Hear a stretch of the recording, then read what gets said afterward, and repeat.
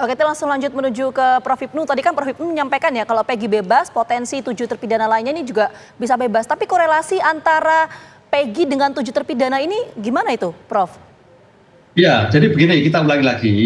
Terhadap PK dan kasasi, PK dan gerasi itu yang wilayah yang berbeda.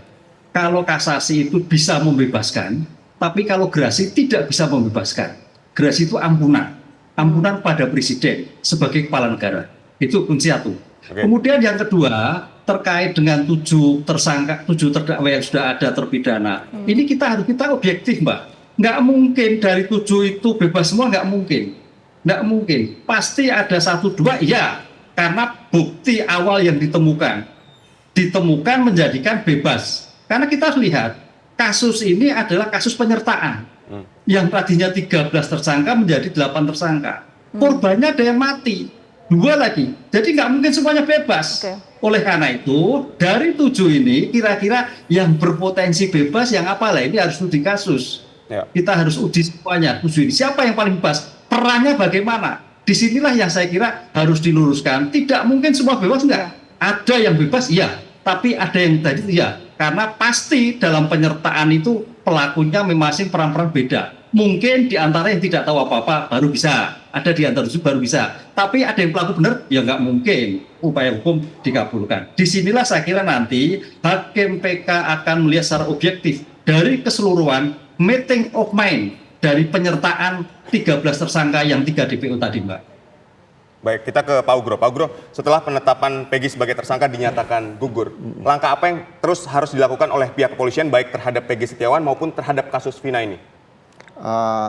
Peggy Setiawan kan putusan sudah inkrah ya dari pra-peradilan, ya segera harus dikeluarkan karena tidak bisa dipaksakan menunggu waktu berjam-jam, juga tidak bisa karena itu putusan pengadilan ya kan. Nah, untuk kasus ini sebetulnya dari awal saya juga bersedih kenapa Polda Jabar dibiarkan sendiri. Seharusnya dari pusat sudah turun tim lengkap untuk melihat apa yang harusnya ditempuh langkah selanjutnya dalam rangka mengatasi Peggy Setiawan yang sudah ditangkap saat itu oleh Polda Jabar. Apakah dilepaskan dulu atau nunggu pra-peradilan? Karena ini juga menyangkut institusi seperti itu. Ya, jadi dalam kondisi sekarang ya sebaiknya ada tim lengkap atau mungkin gabungan lengkap. Karena dalam masalah penanganan kasus pembunuhan Eki dan Vina ini dari awal sudah melibatkan juga kedokteran forensik. Jadi LKUI juga dilibatkan di sini karena harus melihat secara jelas apa yang sebenarnya terjadi dalam peristiwa pembunuhan Eki dan Vina ini, itu aja. Ya, Pak, tapi sebentar sebelum kita lebih lanjut ngobrol soal itu, tadi pertanyaan saya belum terjawab sama Prof. Hipnu. Kalau memang dari 7 terpidana, 3 terpidana ini berpotensi bebas begitu ya Pak ya, tapi korelasinya antara Peggy dengan 7 terpidana ini dalam konstruksi hukum seperti apa Pak? Analoginya? Ya, jadi gini, dari awal ini sudah banyak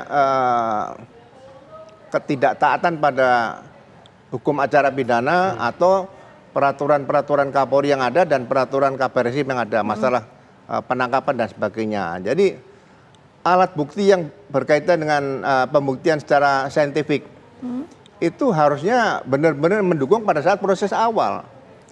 Sekarang dengan putusan pra-peradilan seperti ini, Peggy bebas, ya lepas dari penangkapan dan menjadi tersangka. Nah, kalau yang lain nanti memang alat bukti tidak mendukung, seperti kita lihat barang bukti, misalnya ada samurai dan sebagainya, terus lukanya katanya ada luka di tubuh padahal tidak. Ini kan debat seperti ini kan nggak bagus nih. Nah, ini mungkin harus dibuktikan kembali bahwa barang bukti yang 24 poin itu kira-kira milik siapa dan digunakan untuk apa, oleh siapa gitu pada saat kejadian kalau memang mereka pelakunya. Kalau itu tidak bisa dibuktikan, potensi bebas semuanya pasti akan bebas. Oh, karena ada persamaan alat bukti yang digunakan untuk penyidikan itu ya berarti ya? Ya kan alat bukti sesuai yang disita dulu kan, udah 24 item itu yang disita oleh penyidik waktu itu. Tapi Anda memang melihat kesalahan prosedur yang dilakukan penetapan Peggy sebagai tersangka dan terhadap 7 terpidana lainnya? Ya sejak awal begini, kalau itu peristiwa dugaan katakanlah kecelakaan lalu lintas yang mengakibatkan orang meninggal dunia atau mungkin diduga seperti Eki dan Vina ini adalah meninggal di TKP. Seharusnya yang membuat laporan tanggal 27 Agustus 2016 adalah petugas atau perwira yang datang pertama ke TKP. Jadi bukan tanggal 31 Agustus dibuat oleh Pak Rudi tadi.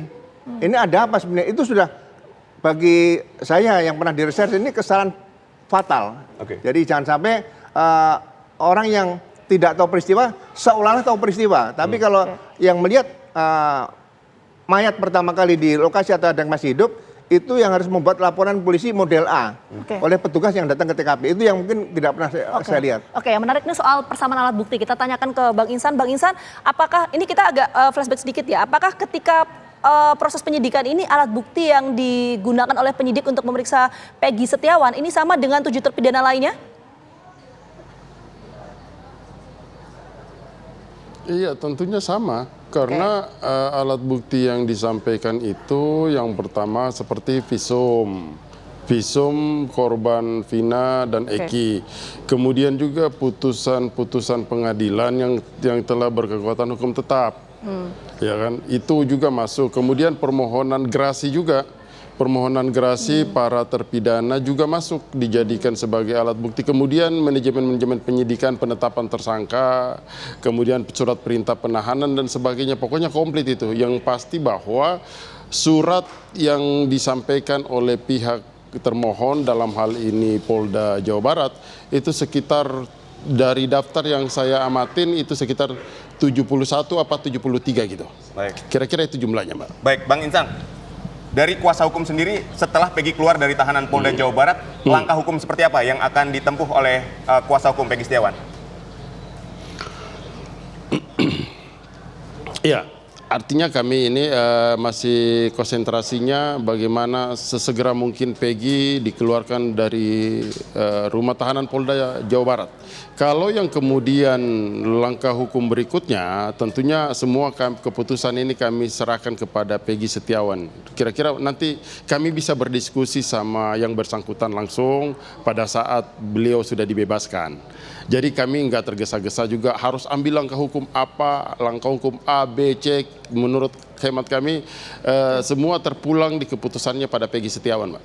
Oke, baik, kita ke Pak Ugro. Kira-kira seperti itu, Mbak Vina. Baik. Ya, baik. oke. Kita menuju ke Pak Ugro. Pak Ugro, ini kompensasi apa yang seharusnya Peggy Setiawan dapatkan dan apakah dengan case seperti ini perlu dilakukan penyidikan ulang dari awal atau bagaimana? Ya, kalau kasus ini akhirnya akan membawa kepada pemikiran harus ada penyidikan yang berangkat dari TKP kembali. Karena ini kan membangun trust tadi.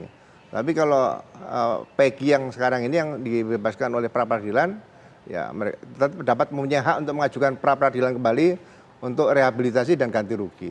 Baik. Ya. Jadi kompensasi yang didapatkan Peggy ini seperti apa secara konkret? Ketika tadi salah tangkap, dia 3 bulan tidak dapat bekerja dan seterusnya. Jadi kompensasi yang diberikan oleh kepolisian seperti apa harusnya? Oleh negara atau pemerintah, dia akan mendapat kalau ganti rugi ya maksimal ada 100 juta rupiah masalah. Itu ada ketentuannya seperti itu. Baik, di luar rehabilitasi nama baik Peggy Setiawan ya? Iya, betul. Baik. Oke, baik. Sekali lagi terima kasih banyak Pak Ugro dan juga Bang Insan sebelumnya sudah bergabung sama kami juga ya, Prof. Hipnu atas waktunya sudah bergabung sama kami di Garuda Petang. Sehat selalu.